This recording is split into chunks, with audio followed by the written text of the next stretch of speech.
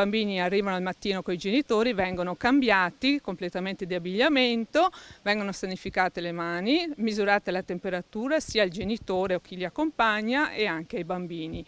Regole scrupolose seguite attentamente e il patto di responsabilità con i genitori consentono oggi al Comune di Vicenza di riaprire in città dopo i centri estivi e le materne anche i nidi per i bambini dai 0 ai 3 anni. 159 bambini accolti, restano ancora 87 posti liberi in 9 su 10 asili aperti.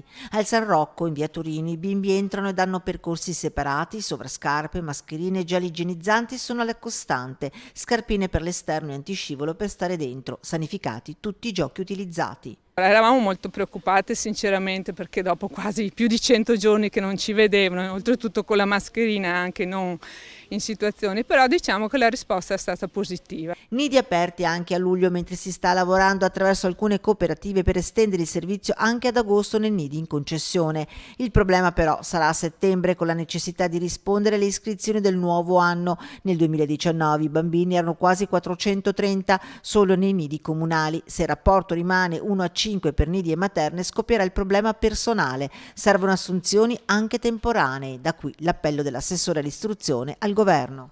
L'appello che lancio al governo è di fare presto a reclutare insegnanti, anche nuove leve, che affiancate a insegnanti di esperienza possono dare molto e cominciare a settembre ad aiutare a far funzionare la scuola.